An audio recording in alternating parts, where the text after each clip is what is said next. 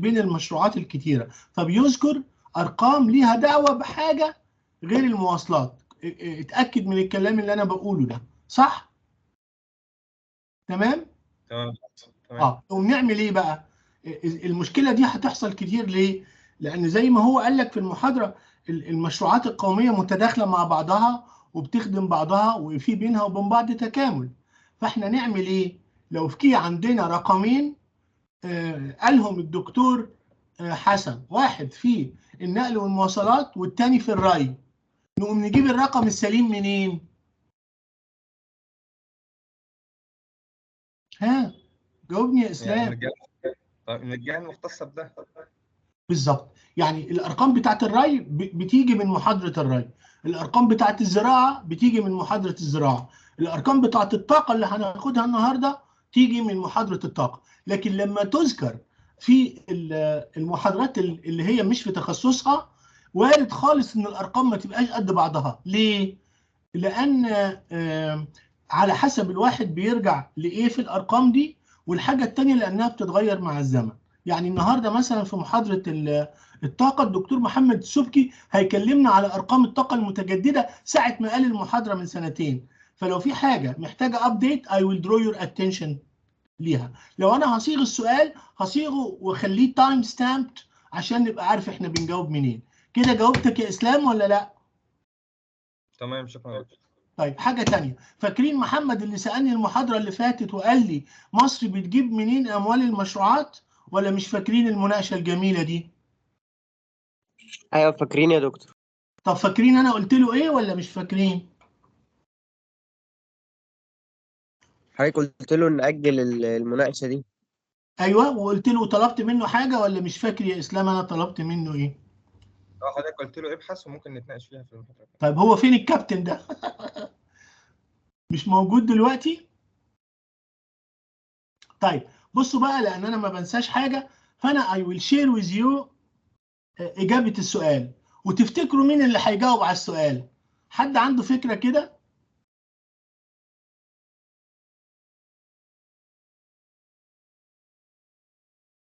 شباب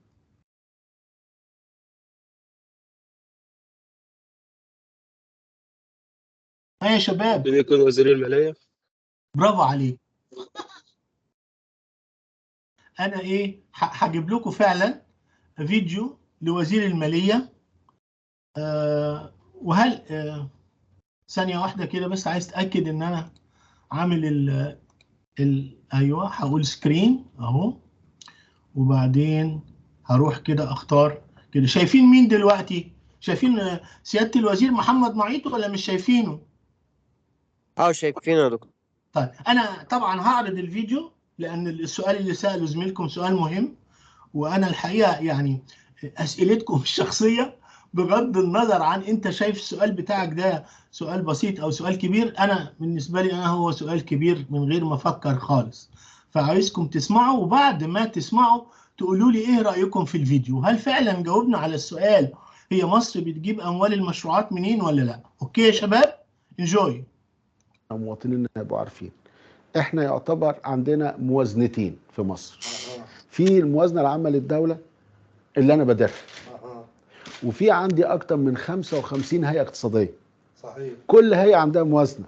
يعني لما تيجي تقول لي هيئه المجتمعات العمرانيه النهارده بتعمل مشاريع ب 150 مليار ولا 200 مليار، هل ده من الموازنه العامه للدوله؟ الاجابه لا. الله، امال بيجيبها منين؟ ما بتبيع اراضي، ما بتعمل بتاع وتجيب ايرادات وتمول منها.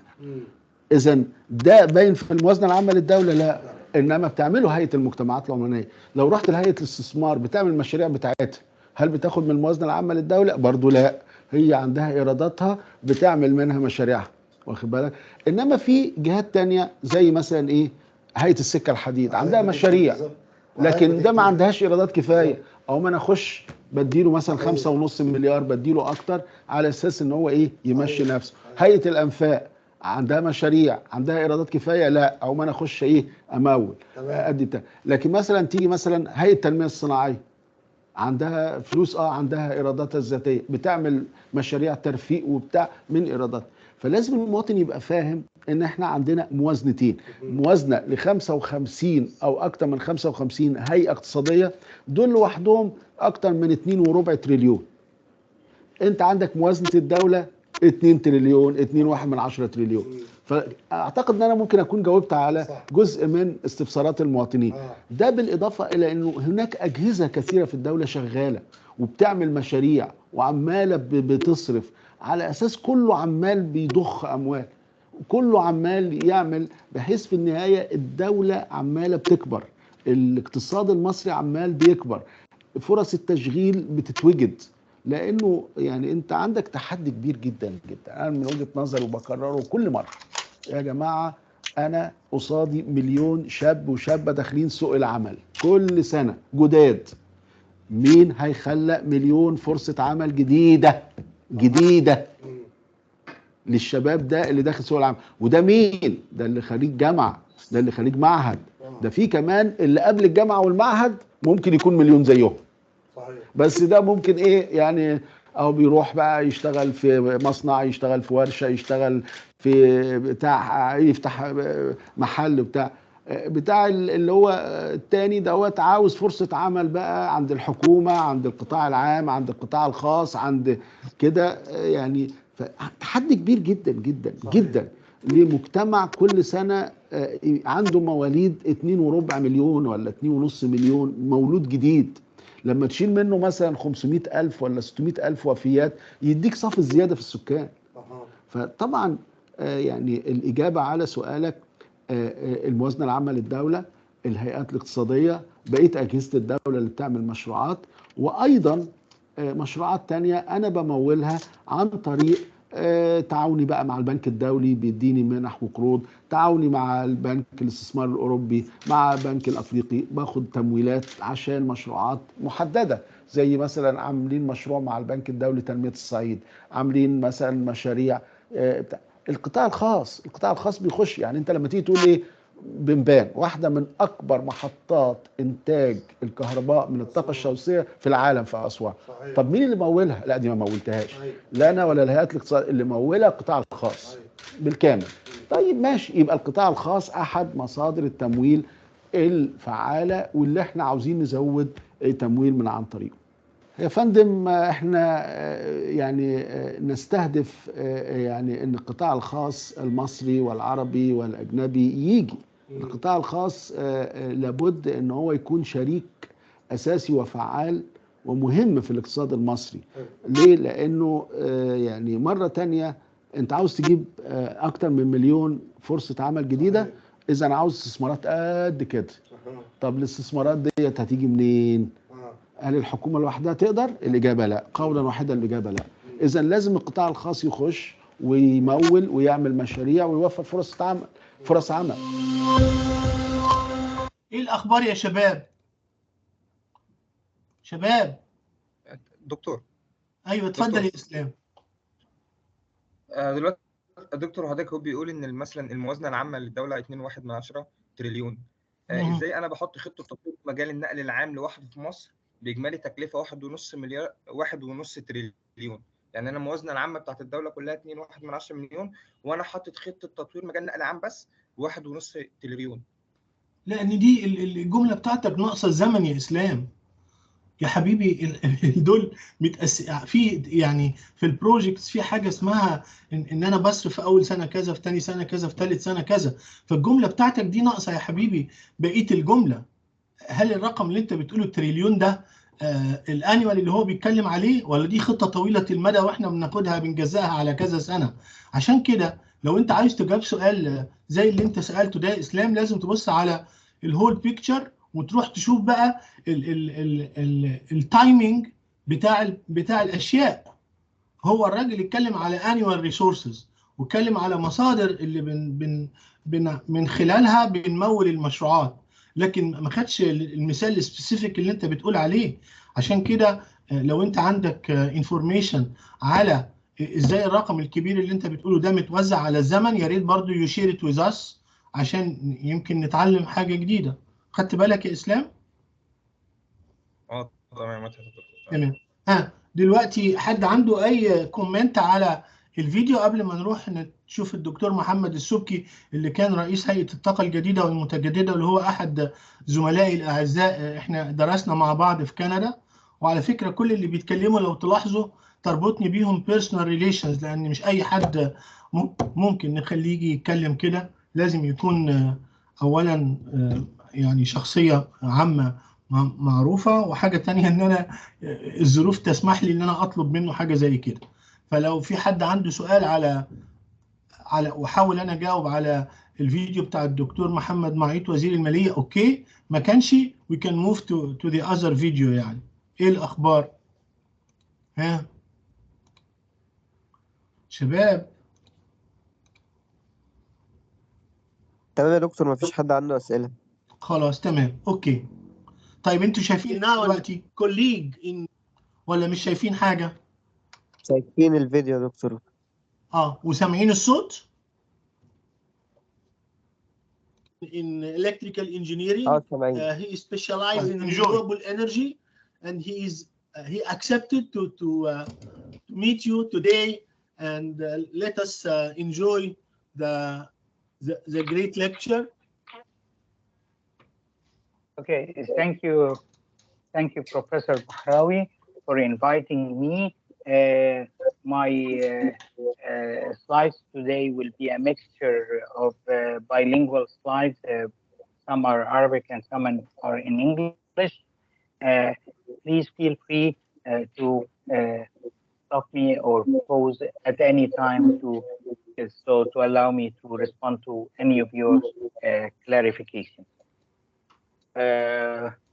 Today we'll be speaking about the Egyptian experience in promoting the use of renewable energies primarily for the sake of producing electricity, as well as using electricity from sustainable sources, or what we refer to as renewable energies. And I will have a small introduction. The development of renewable energies in Egypt started around 7,000 years ago. Started when the old pharaohs utilized the available renewable energy sources at the time, which is the sun, in lighting some of their temples and so on, as well as in the wind for sailing boats across the Nile. Around 110 years ago, a very prominent project was conducted in the area of Maadi in the southern part of Cairo city. That the project was developed by an American called Frank Schumann. He had solar collectors, as seen here in the picture. It was based on a parabolic trough structure, and it was used at the time. It was manufactured at the time from thin metal foil, heating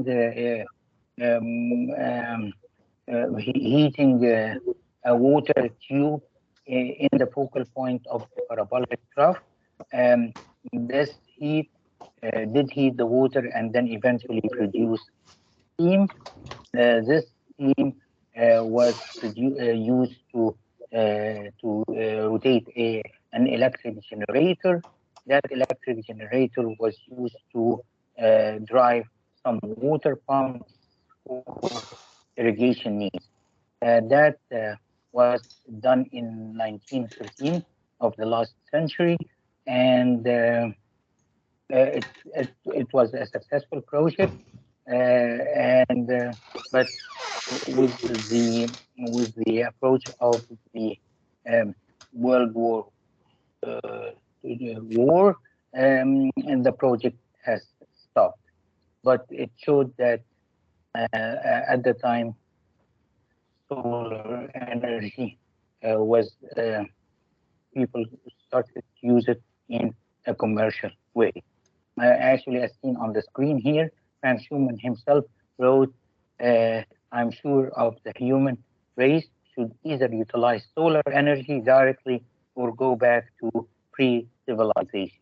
So it was very clear at the time that solar energy is uh, is a savior to generate energy, especially electric energy. So actually, in this example, both thermal energy was utilized through heating the water in the central tube in the middle of the focal point. And if you can follow my mouse here, it was in the focal point of the this parabolic trough, and it's shown here that heated the water, and this water was turned to steam. This steam did turn generators to produce to run pumps to pump water for irrigation. 110 years ago, we in Egypt here we had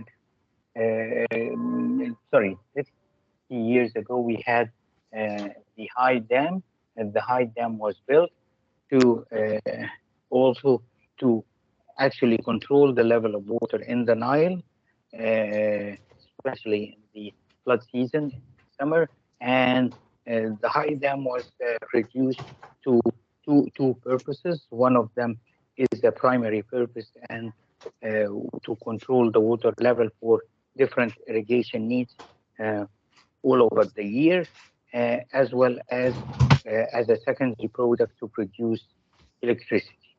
At the time, in the early 60s, the generated electricity from the high dam was the main large-scale electric generation in the country, and it was the largest electric generator in the country, and electricity produced from it was primarily used to supply electricity to one of the large industrial users in the area in the southern part of Egypt, which is the Kima factory, as well as at the same time, Egypt started to build its unified electricity grid. So the electric energy from the high dam turned to be accessible after that to all parts of the country. Yeah, coming over the last 35 years, this is an Egyptian agency called the Renewable Energy Authority, or the New and Renewable Energy Authority, was established in 1986. And since then, this agency, at the time when it was built, was the target of potentially conducting research in the area of renewable energies, as well as to do some demo projects in the area of utilizing renewable energy, specifically in wind and solar energy. At the time, in the late 1980s and over the 1990s, the idea of or even the technical feasibility for these projects, for these wind and solar energy projects, from a technical point of view, the feasibility of them did exist, while the financial feasibility was a bit challenging when compared to electricity generation, either from hydraulic sources, from hydro sources, or from fossil fuel sources, where burning the fuel, either the gas fuel or the liquid fuels, were from, as I said, from a financially point of view, the conventional power generation was more attractive from a financial point of view. And given that Egypt did not have a strong, at the time, did not have a strong financial status, as in other countries as well. So the conventional or conventional electricity generation from fossil fuels did prevail at the time. What's shown here, I will go through it in detail in the next few slides, but it does show the activity of NERIA.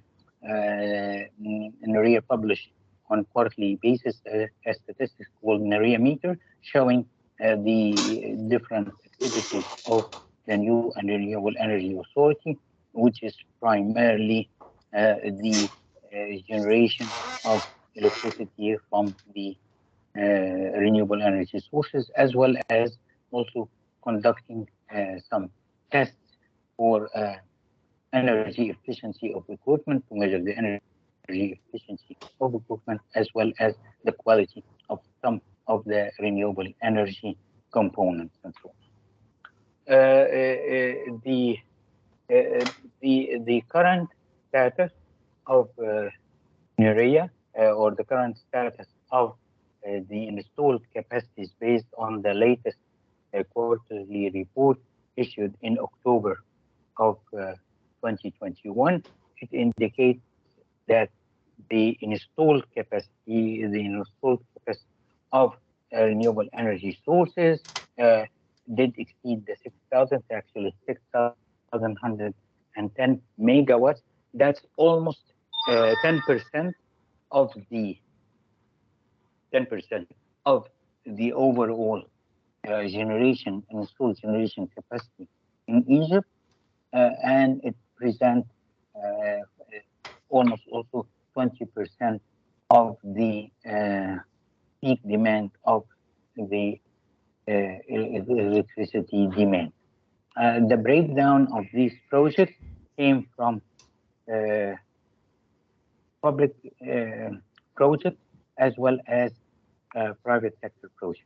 In the public sector project, the hydro is the largest, with a little bit more than 2,800 megawatts. That's primarily the Aswan Reservoir, as well as the High Dam, and some mini hydro stations along the River Nile, in addition to a number of wind projects, which exceed 1,100 megawatts of wind projects, and they are primarily in the area of the Red Sea and the Gulf of Suez, where our wind regimes are high, one of the highest around the world, where we are privileged with wind speed in the order of 10 to 12 meters per second. That present an excellent resource for wind energy. In addition to that, we have concentrated solar power. Sorry, there is a typo mistake here. The concentrated solar power is 20 megawatts. Maybe I should correct it while speaking. And it is actually located in an area called El Kuraymat, and then that's in the southern part of Giza Governorate. And El Kuraymat project is a hybrid project between a conventional power plant as well as a concentrated solar power plant, very similar to the Frank Schumann project in Maadi 110 years ago. This project produces electricity with a capacity of 20 megawatts. In addition to that, we have a generation of electricity also from a solar source, but based on the photovoltaic concept, which produces electricity based on some chemical reactions, static chemical reactions within the solar panels, and we have currently 26 megawatts of solar energy produced from these sources. In addition to that, the private sector contribution does exceed the 2,100 megawatts of private sector projects in the country based on technical and financial attractiveness. We have around 1,465 megawatts under what we call a feed-in tariff scheme, which I will explain in the next few slides. This project, this FIT project or PV project, they are PV FIT projects, and they are located in the area of Bimban. They are primarily private sector, as I said, and they are of primarily solar panel. In addition to that, we have 120 megawatts also PV project, but under another contractual scheme. This 120 megawatts also are of a solar PV project, but they are based on a BOO type project, build, own, operate project. We have 510 megawatts of wind projects also in the area of the Red Sea and the Gulf of Suez. It's primarily in an area called Jebel Zayt, and they amount to 110 megawatts of wind energy. In addition to that, recently, with the acceptance of generating electricity from biofuels, from agriculture waste to produce biofuels, we have currently 12 megawatts projects which are producing biofuels, primarily methane, and running some electric generators based on that, and the electricity is sold to electric utilities. Actually, all these projects, the electricity produced from these projects are sold to electricity to the electricity grid, to the high voltage grid, except for the solar PV 120 megawatts, which are operated under what we refer to as a net metering scheme. In that scheme, the generation electricity is produced locally at the area of production, and then after that, the remaining part of it is sold to the network. In addition to the projects mentioned, we have 303 megawatts of projects under construction. They are primarily in the public arena, where we have 250 megawatts of wind projects, which are also built by the state, and 50 megawatts, which are PV projects, also are built by the state. And then we have a 3 megawatt in the bio area. A number of projects are under development, which means we are still in the early stages. They are planned projects, but they yet are going through some technical verification and detailed design and securing finance for them. In the public arena, we have around 70 megawatts of solar PV projects. In the private sector, we have a little bit more than 3,500 megawatts. These 3,500 megawatts are the breakdown of them around 700 megawatts of solar PV, 2,800 megawatts of wind energy, and 51 megawatts of bioenergy. The nice thing also, I'm just showing you here a daily statistics which is issued by the Egyptian Electricity Regulatory Agency and Consumer Protection. It shows the left side of it, which is shown here totally in green. It shows that the available electricity in Egypt was available across the 24 hours, around the 24 hours. If any interruption would have occurred, then a red or a yellow color would have showed up, and just showed that the electricity was available around the 24 hours. It's nice to know also that the electricity in Egypt, the current available electricity in Egypt, is accessible to over 99.5% of the population of Egypt. The pie chart in the middle of that shows the breakdown of the available resources of the available electricity, and it's primarily the yellow part showing it is coming from gas-fired power plants, as well as plants which are using fuel number 6 or fuel number 2, which is the red part. The green and is the available electricity from solar and wind, while the blue part is showing the available electricity from hydro source. The right side of this is a daily statistic.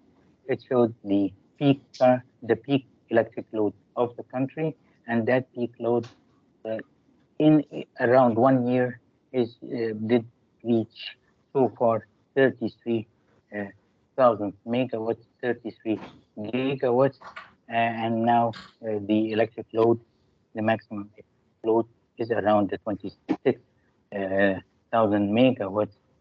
Well, there is not a lot of air conditioning loads and so on.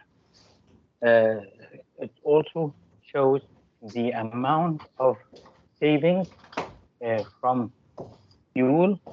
It shows that based on the average of the Egyptian electric system, that with each 1 kilowatt hour, produced in the country from a renewable energy source, any renewable energy source, we are saving around 180 grams of oil equivalent, 181 grams of oil equivalent per 1 kilowatt hour. So we are saving this fuel. We are not using this hydrocarbon fuel to generate electricity.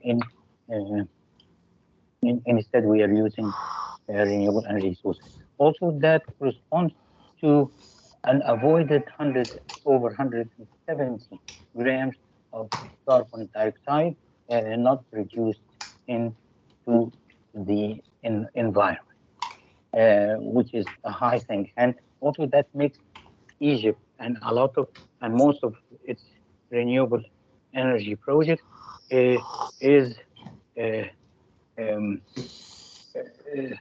acceptable for funding from international finance entities, institutions, as well as it did attract in the past implementing projects under the Kyoto Protocol, and I believe it will attract more financing instruments, different financing instruments to finance renewable energy projects in the country based on the activities of the COP, the recent COP, the COP19 in Paris until COP26 in Glasgow, England, and hopefully next year the COP will be, the Conference of Parties will be conducted here in Egypt, will be carried on here in Egypt, in Sharm el-Sheikh.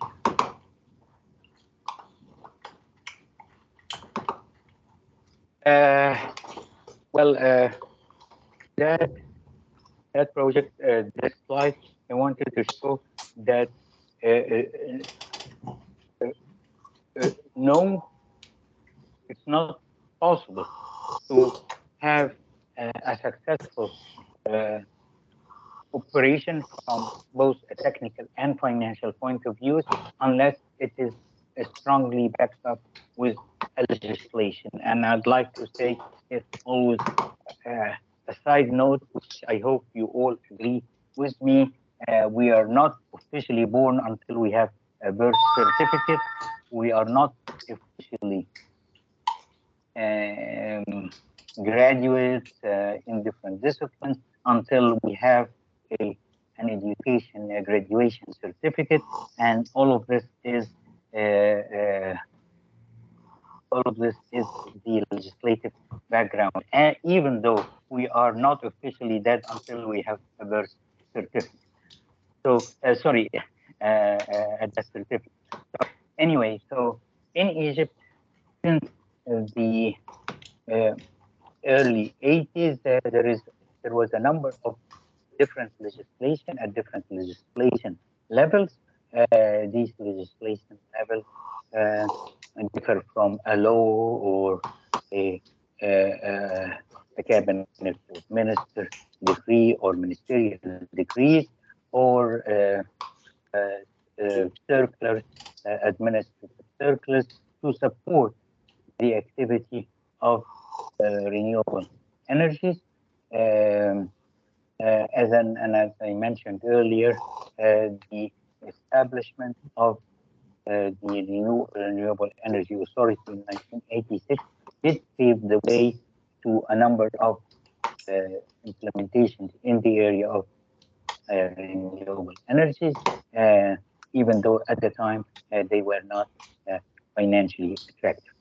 There are also a number of legislation related to the environment of investment facilities in the country did help in that, as well as the establishment in the late 90s of the regulatory agency of electricity.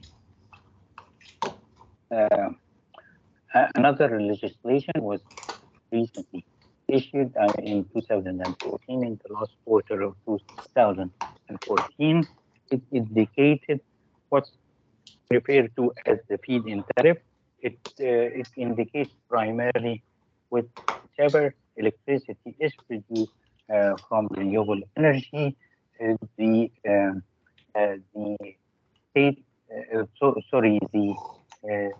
electric utilities are obliged to buy this electricity at a certain announced value, and that value would last over 25 years, 20 to 25 years. That definitely attracted investment because attracted investment and the financing of this investment.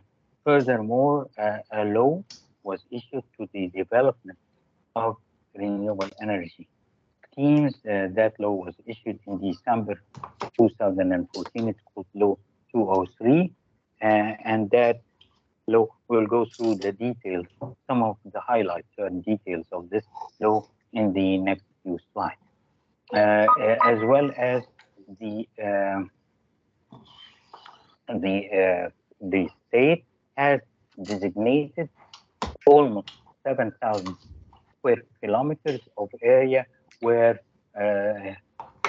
large-size projects of producing electricity from renewable energy can take place.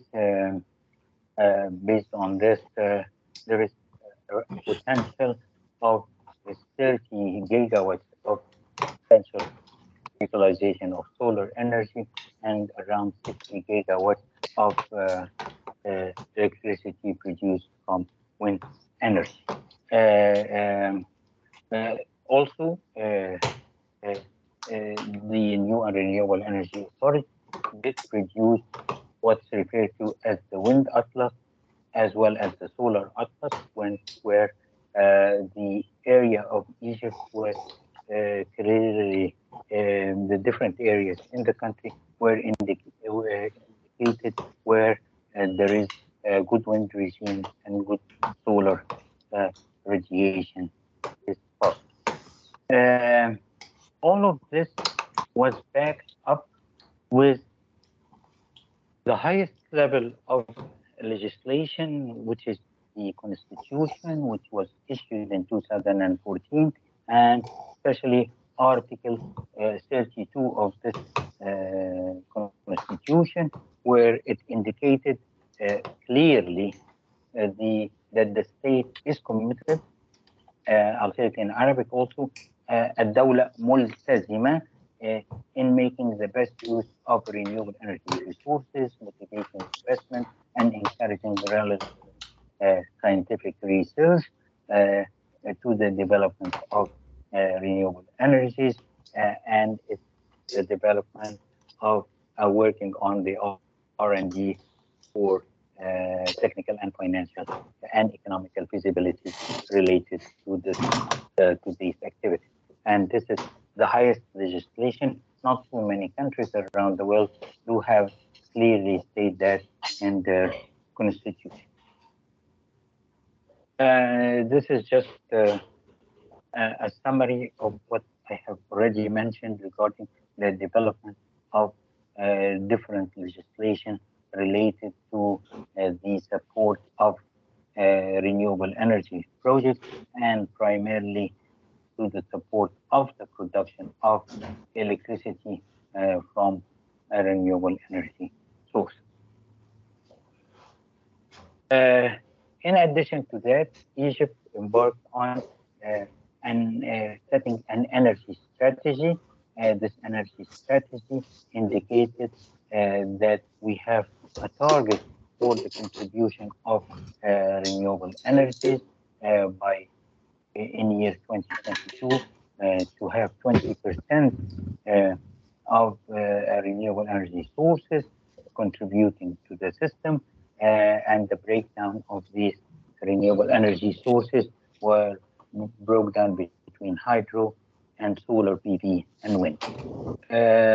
Actually, let me tell you a couple of statistical numbers here regarding the 20%. We have reached 20% the installed capacity of renewable energy sources. The installed capacity, which is 6,000 megawatts, did reach the 20% of the peak demand. This peak demand was reported 2 years ago to be 30 gigawatts, and the 6,000 megawatts does represent the 20% from a capacity point of view. While from an energy point of view, we are currently around 12% of renewable energy source contributing to the overall electricity energy mix in the country. The strategy, which is also currently being updated, but the strategy indicates or have a target in year 2035, which was also updated to reach the year 2040. The contribution of renewable energy should reach 42% from the electricity energy mix at year 2040. 3% of them is coming from concentrated solar power and 22% from photovoltaic, as well as 14% from wind. And at the time, it is expected that the hydro will present 2%. The hydro as an absolute number hasn't changed, but its relevant side to the other energy sources which are growing is increasing. So the percentage contribution of hydro is getting smaller and smaller, while its absolute number hasn't changed or will not change as well. Actually, this strategy is currently being updated, and initial figures shows that the contribution of renewable energy might exceed the 60% by year 2040. This target of the almost 60% or around the 60% will contribute a lot to either exporting exporting electricity from renewable energy sources to other countries, primarily to Europe, as well as utilizing this renewable energy in producing what's referred to as the green hydrogen. Let me go on sort of the turning point in the development of renewable energy sources in the history. As I said, initially started in 1986, where the Renewable Energy Authority was established, and in order really to pave the way regarding conducting a number of research and development ideas, as well as uh, uh, doing some limited demo projects with the support of development partners like Denmark, Japan, Germany, and other countries around the world in helping in establishing these demo projects. While the technical feasibility did exist, maybe, but at the time the financial feasibility was not clearly valid at the time.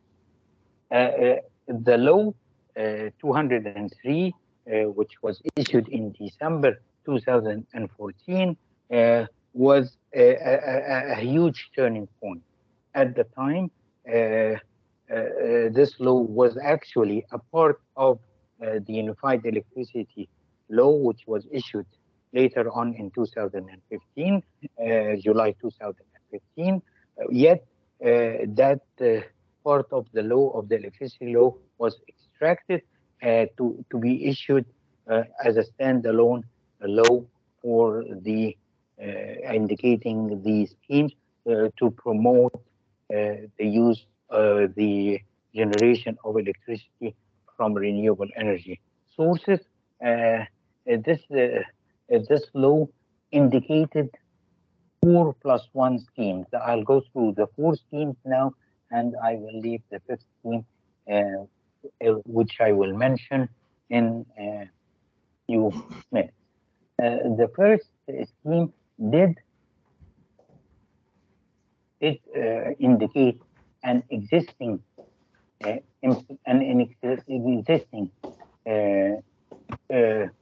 the time current exercising of a bidding process, but it was not under the umbrella of a law, which is the bidding scheme. And the bidding scheme is really, this bidding scheme is divided into 2 parts.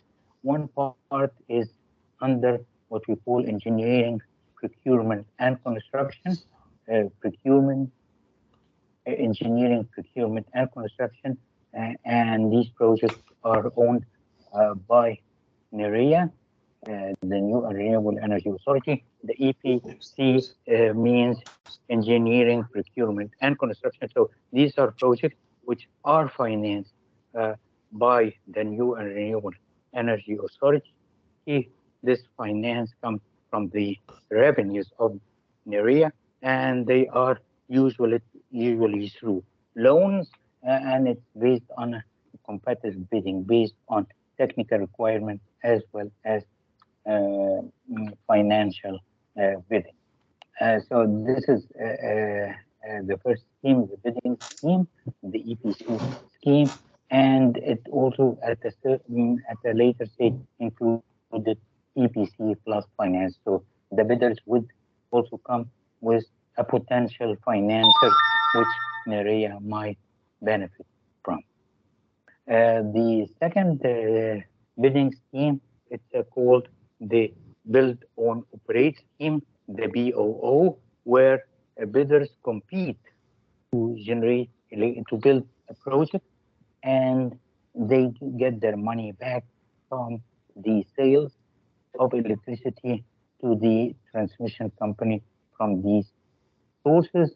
So it's called the Build, Own, Operate scheme, and the calls of these projects are called upon by the Egyptian electricity transmission company, which handles electricity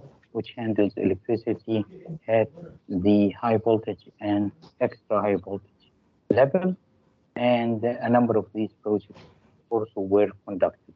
So these bidding schemes are currently 2 tools which are utilized by state entities, the transmission company, as well as the new and renewable energy company. The third scheme was for the independent power producer, the IPP scheme, and that IPP scheme did exist earlier before the issuance of the law as a general scheme, so it applied to either renewable energy sources or non-renewable energy resources. That scheme is basically to generate electricity at one part at the developer area and sells the electricity to end users. The bidding scheme, actually, the sales of electricity are, as I said, to the transmission company under a single buyer model. For the IPP scheme, it's sort of business to business type scheme where they utilize the available networks only to transmit electricity, and of course get the transmitting or distribution networks get paid for that through wheeling charges. The fourth scheme, which was at the time the jewel of the crown, is the feed-in tariff scheme. In that scheme, the state indicated two targets for it targeted actually three targets: 2,000 megawatts of wind energy project, 2,000 megawatts of PV project, and 300 megawatts of small size PV projects. In that scheme, in that first call, the announced value for electricity was for solar type projects were around the 14.2 American cents per kilowatt hour, and for solar from electricity from solar PV projects, and around 1 Egyptian pound for electricity produced from small PV size projects, and around 8 cents per kilowatt hour from wind energy projects. So all the prices were quite attractive, and these projects did attract at the time, if I recall properly, or especially for the large size projects.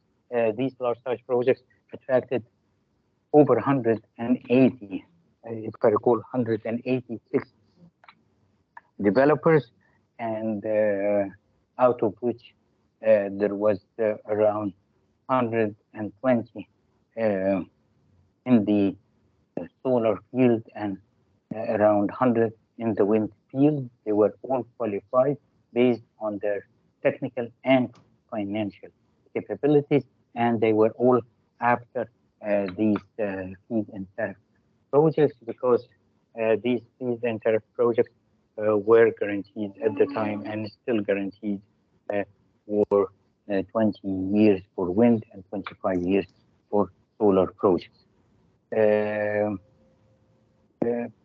Not sure if there is any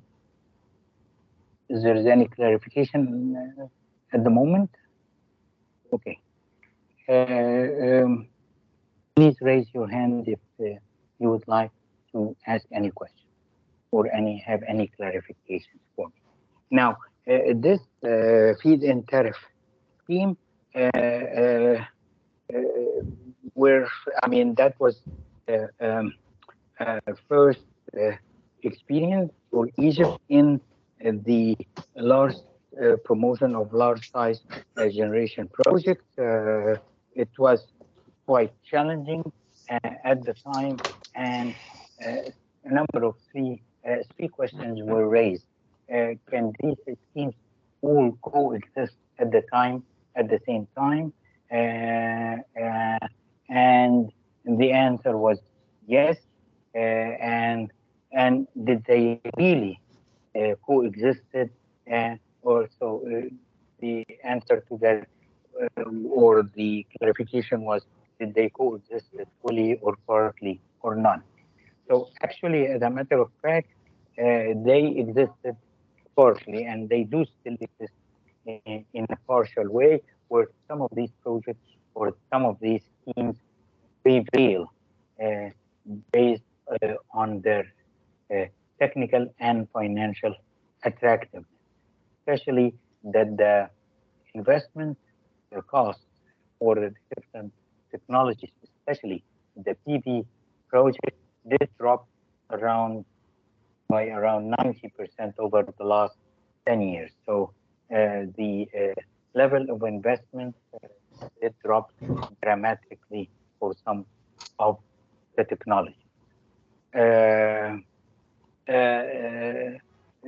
This is just a map shows you the area of Benban and the southern part of Aswan of Egypt, and it shows you the number of developers there.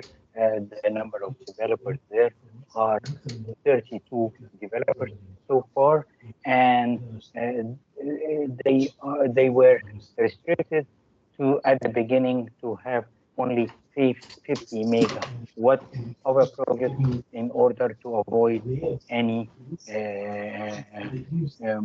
monopoly in the activity. So it just shows you here the map at one stage between the different developers. Are they at the level of construction, performing, or developing? So most of the projects, most of the plots were 50 megawatts, except 2 or 3 projects were in the size of 20 and 30 megawatts. And there was a commitment from the state to buy all of this electricity.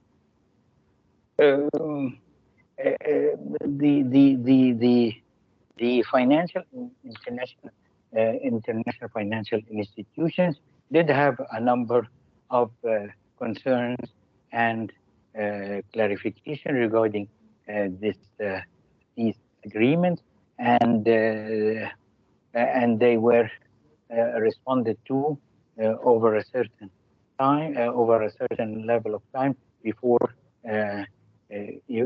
going into a financial closure and securing these projects. In the first phase of the feed-in tariff, there was only one project who managed to secure the financial closure, and it was 50 megawatt project. And then the remaining projects were achieved through a second phase of a feed-in tariff, where the feed-in tariff value did go down to around 8 cents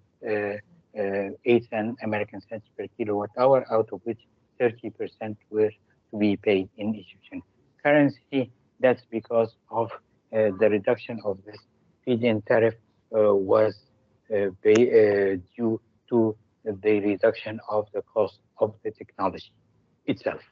This is regarding the PV project. Regarding the wind and on the large scale. Regarding the small scale, a number of projects did materialize on the level of distribution networks, but because these projects had to do with small size implementations at maybe small factories or residential areas, did not reach the 300 megawatt target. Regarding wind energy project, it was requested by the International Financing Institution to have longer time for data verification, for resource verification. So none of these projects did materialize under a feed-in tariff, but a couple of them were realized under the bidding scheme through a BOO type scheme. Let me, and hopefully you can follow the Arabic slide. I will say some of the um, observations, challenges, and potentials for renewable energy projects. And I will say that based on the gained experience from implementing Law 203 for year 2014. The first observation, as I said, that a number of schemes were adopted at the same time, so they can be implemented all at the same time.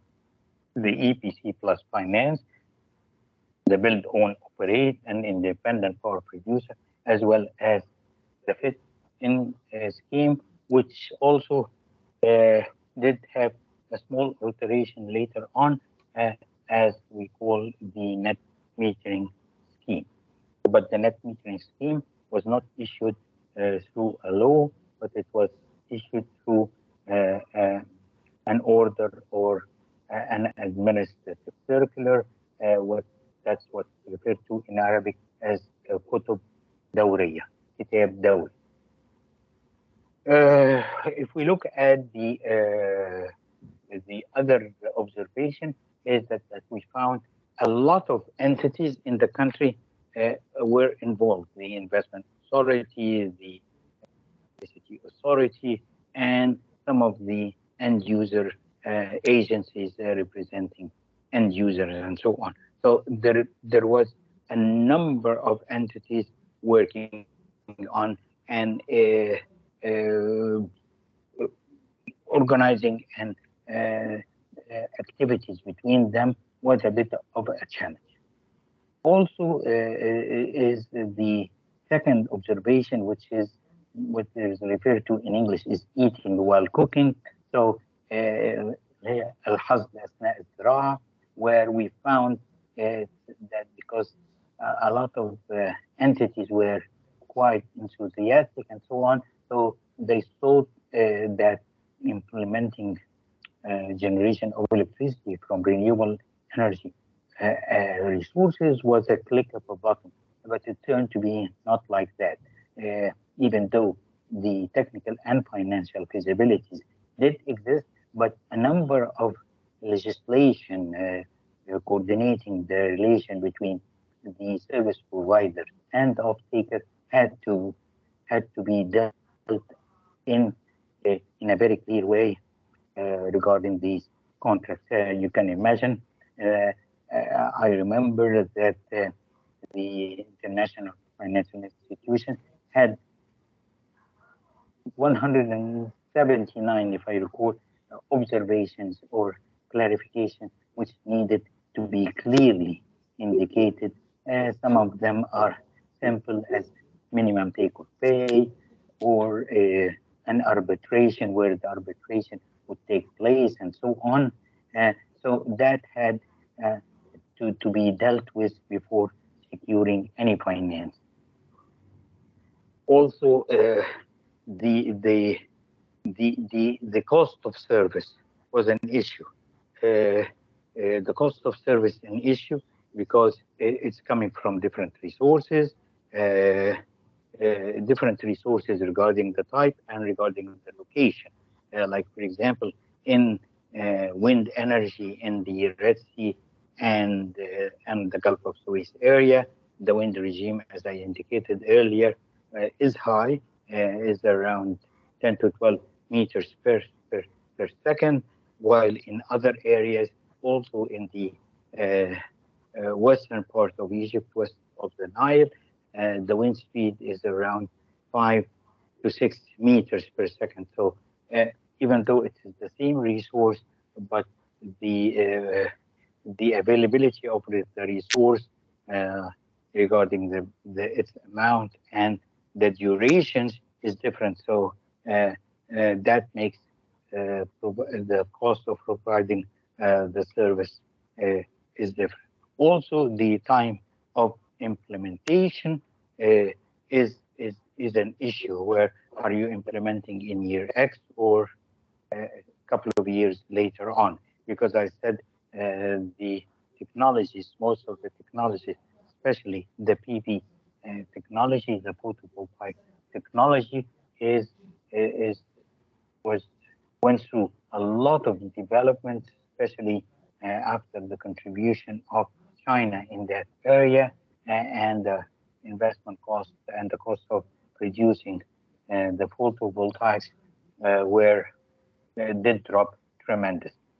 So when, according to the type of the resource and the nature of the resource, as well as the time of resource, and at the time of the resource, as well as the cost of investment. At the time in 2014 and then the following years, the Egyptian economy, which was not was ranked at a B level, and in some cases even at a B minus level, as compared to other countries, for example, in Morocco or in the Gulf area, the Arab Gulf area, the economy at these countries was high in the A level, and so it did attract investments, and also attracted investments at a low cost of finance. So I'm just saying that because whenever you're comparing prices and so on, and comparing, especially in the feed-in tariff or the BOO value, you need to take into consideration not only the technical issues, but also the cost of finance. This is what I was referring to already, that we have at the time, with a part of it was a challenge, that we had different price signals coming from neighboring countries all around the world, from Southern America and so on. So it needs to be looked at in a very careful way when comparing between these prices and the attractiveness of these prices. Also, in Egypt, we had the single buyer model, and the commitment of the state to supply electricity to everyone. So moving to the IPP scheme and so on, needed and still needs the gradual movement towards a new form of an electricity market, and the electricity sector through the activities of Egypt, the Egyptian Electricity Regulatory Agency, is looking into these regulations and developing them in a gradual way to provide a technical, or sort of a smooth migration between a single buyer model to a competitive market model.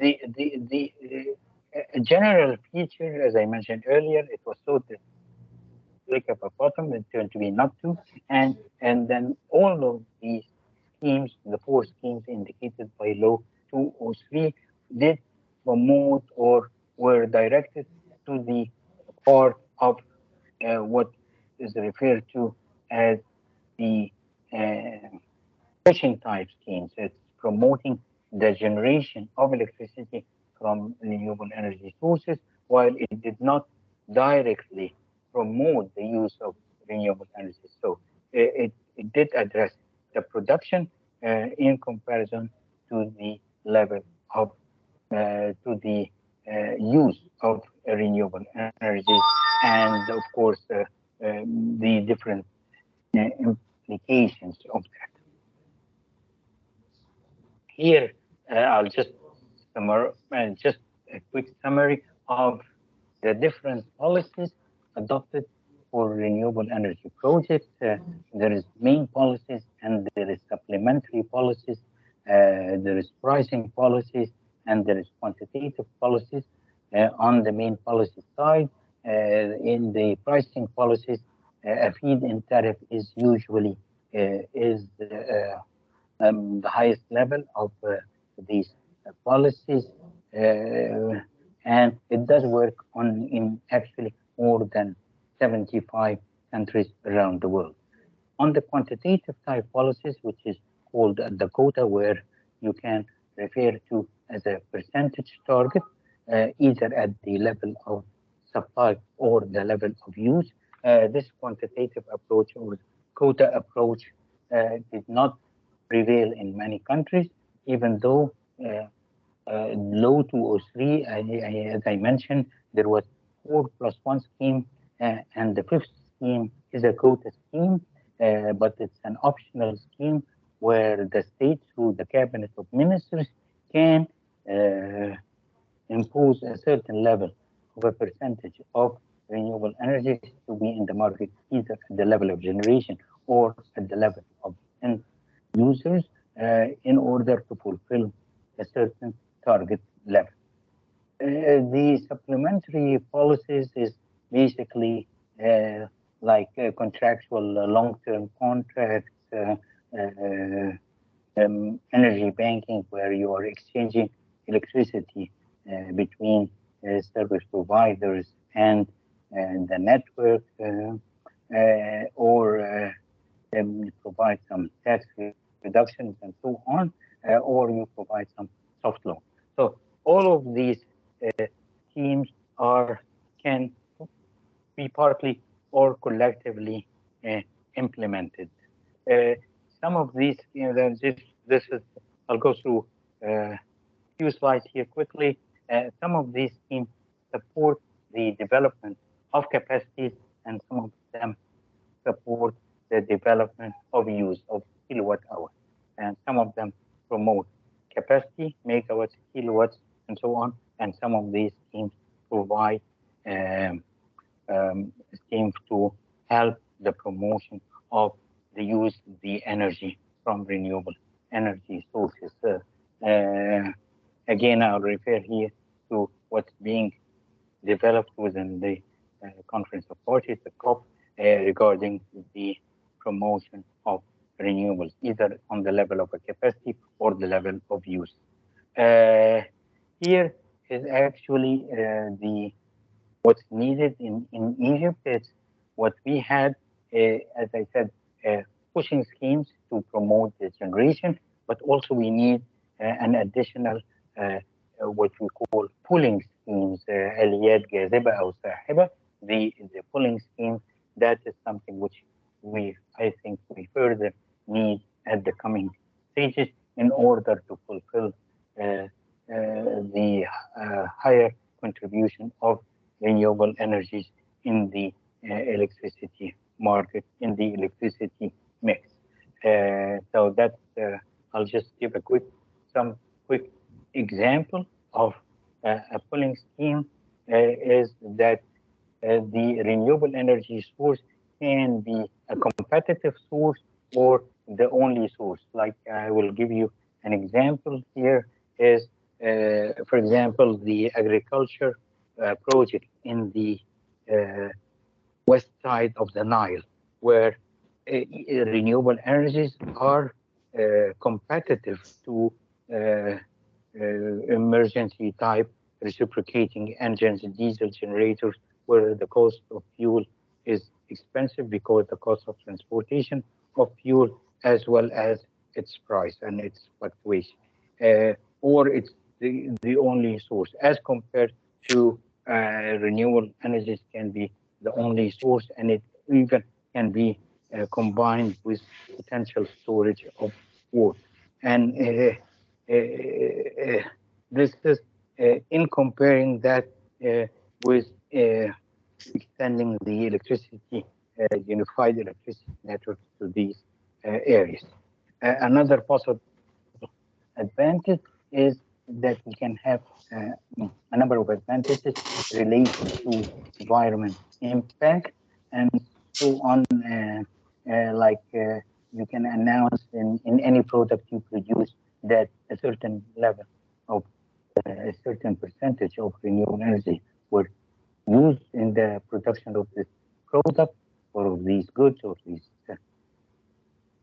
of food and so on, and that would allow a competitive edge for the use of renewable energy. And again, is the percentage quota. As I said, for agriculture need renewable energy sources can be a standalone which provide electricity for 6 or 7 hours a day, and even though the water might not be used directly for irrigation at the time, but the water can be stored and then used at a certain time for water irrigation. As I said, in some of the projects, the environment benefits might be transferred to competitive edge regarding exports of products and so on. Earmarking the renewable energy sources is a potential way, and there is a bit of research in that area for earmarking renewable energy sources. I'll just give you an example, a numerical example on the quota. Here it shows it's historical information a little bit. This is just showing the industrial, the use of the industrial sector. In Egypt, the green part is the shaded part, or the solid part is the existing with its potential of growth, as well as the red part shows the additional industrial activity. If a quota system was implemented at a 3%, either on the level of supply or the level of use, that would motivate the existence of renewable energy projects. That would lead to a contribution of around 6 gigawatts of renewable energy as a capacity in 9 years, and it would end up with that the industrial sector would have been using 27% of its electricity use from renewable energy sources. Having said that, I would like to confirm that we cherish the sun. The sun is really the source of wind and so on, and many sources of the renewable energy, and we still cherish that until today. So thank you very much for listening, and I hope that I would have allowed 10 to 15 minutes of clarification if needed. Thank you very much all for listening, and I welcome any clarifications and so on. Thank you so much, Dr. Subki, for your great presentation. We learned a lot. Now we open the floor for the students if they have any questions.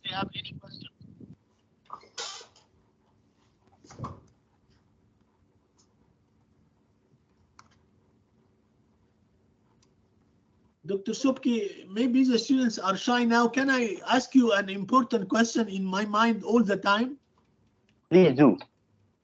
Now, Egypt now, energy-wise, is different from Egypt before. My question is, do we have surplus in our energy production, or the consumption is covered by the production? Well, what you have referred to, Dr. Bahrawi, is quite important. It is actually, we have what it looks like additional generation capacity, but that is opening the way for potential export of electricity around the Mediterranean, what we call the Mediterranean ring, which is starting with exporting electricity to the west of Egypt, to Libya, Tunisia, Algeria, and then Morocco, and then connected to Europe, and then also to strengthen the connection between Egypt, Jordan, Syria, and then Turkey. So that is what we refer to strengthening the Mediterranean ring and allowing us to export electricity to these countries through more or less an existing physical interconnection. In addition to that, also the planned project, interconnection project between Egypt and Europe through Cyprus and Greece is another potential. The technical feasibility of such project is existing. Now we are looking at the financial as well as the economical attractiveness of something like that, extending also our interconnection to Africa through the Nile Basin and so on, which started with interconnection with Sudan is another possibility, as well as interconnecting with the Kingdom of Saudi Arabia and eventually the Gulf area for exchanging through an energy banking scheme over 3,000 megawatts. That all shows that our existing electricity or existing capacity is ready for these interconnections. So we do have an additional capacity at the moment, but this capacity, additional capacity, will sort quickly vanish with these interconnection projects, possible interconnection projects in the future.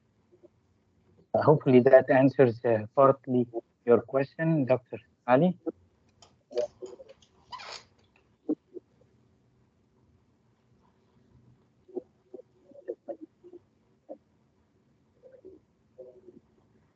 Hello? Yes, very much. Actually, I have another question, if you allow me. In a previous lecture, an expert of Egypt transportation projects, he told us that because of the surplus of electricity, some of the railways like آلات الجر الكهربية في السكة الحديد. فهل دكتور محمد ممكن حضرتك تكلمنا عن الحتة دي؟ ازاي الكهرباء هتخلي السكة الحديد دي أرخص وأسرع وصديقة للبيئة؟ Well, actually yes. لأن طبعا عمليات النقل وده أحد الأمثلة اللي احنا بنقول إن هي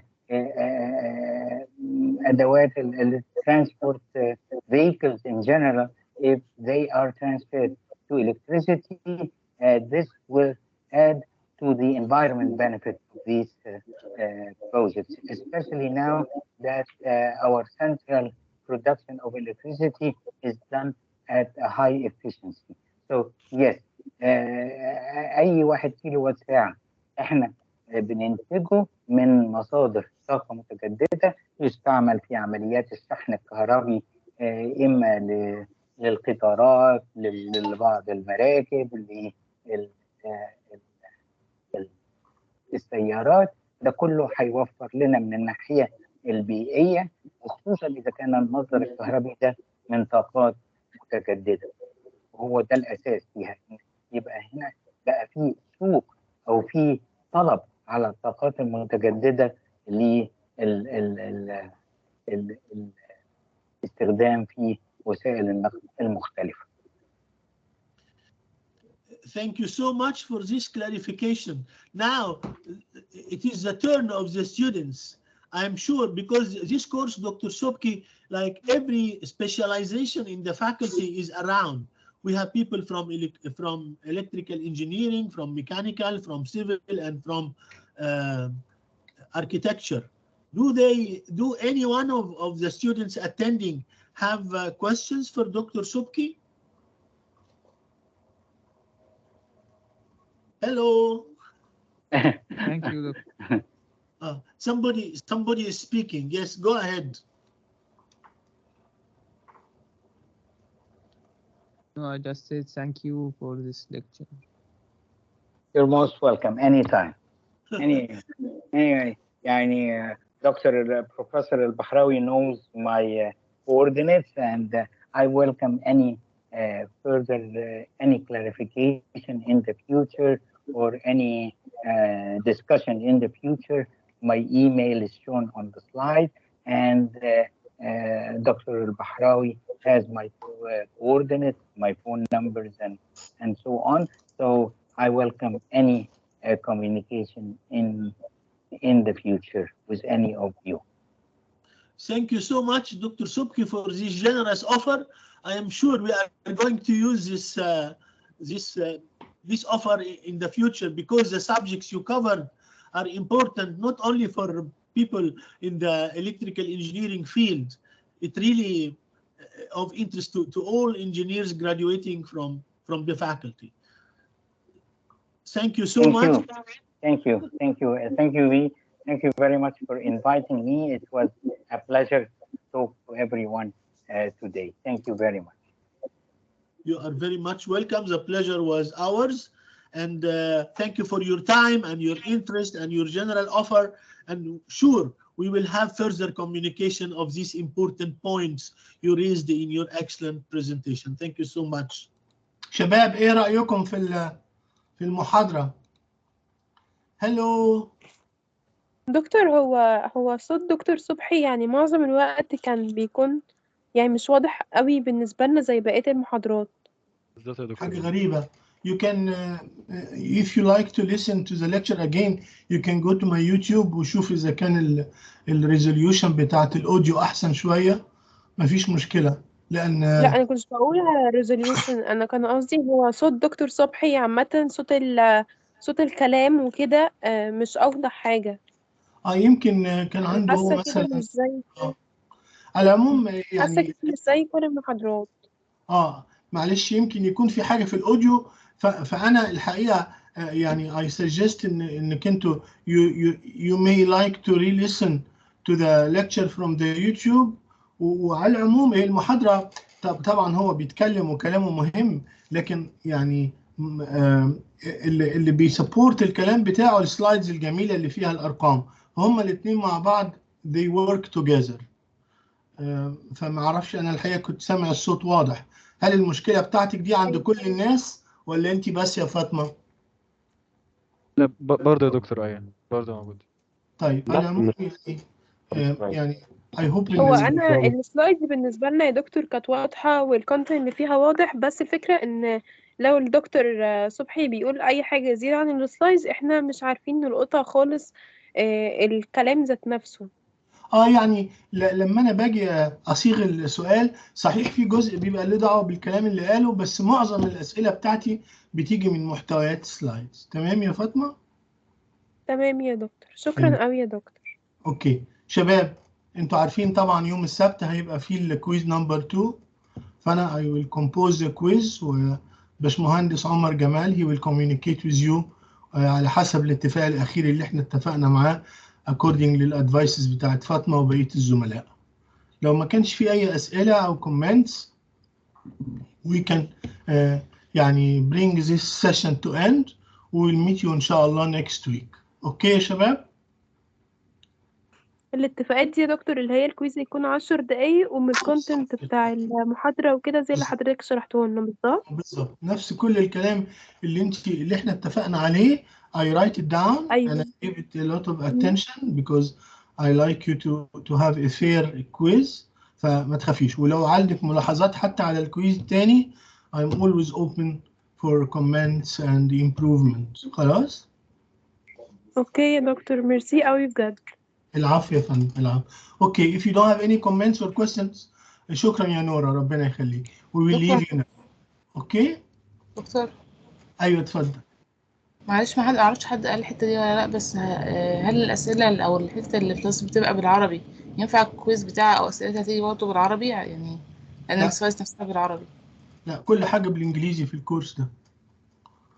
الكلام بالعربي طبعا في بعض الانستراكتورز، بس انا بحاول يعني ما استخدمش لفظات انجليزيه صعبه لان كلها كومن نوليدج، وانتوا انجينيرز كل امتحاناتكم بانجليزي. ما فيش حد في امتحان بالعربي في كليه الهندسه. هو لا، بس عشان كنت بقول ان السلايدز نفسها هي بالعربي.